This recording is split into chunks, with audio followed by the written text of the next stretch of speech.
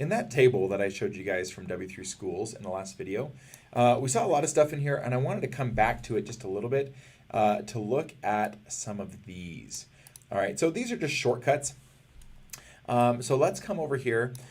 In here, if I just say, you know, x plus 2, and let me take this out just so it's not as confusing. So x equals 5. If I say x plus 2, it will compute this and it'll be 7, but that 7 we don't really do anything with. I could assign it to a new variable if I said that's z, or I could say I want to show that in a pop-up box, or I could use something like document.getElementById.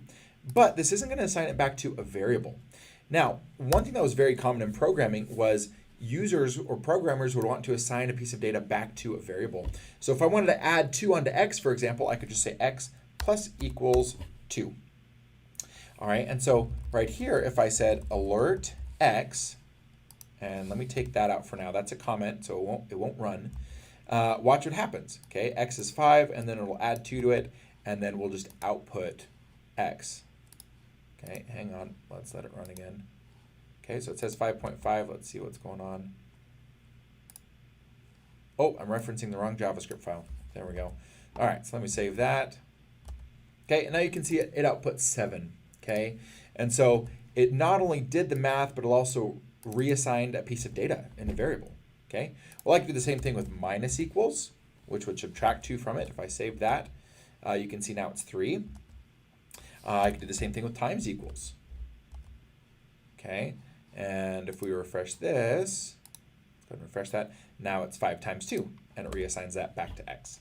Okay, one JavaScript operator that I had not mentioned is the modulus, which is really similar to division with a slight difference.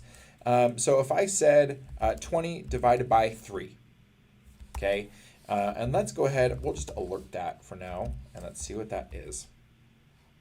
So 10, that's x, and then 20 modulus 3 is 6 2/3, okay, or 20 divided by 3, sorry.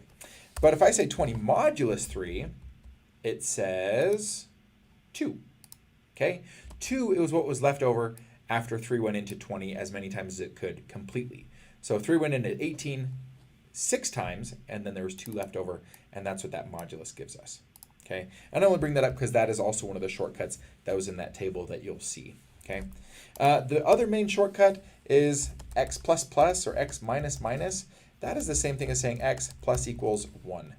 Okay, these will do the exact same thing. It's just a different way of writing that shortcut.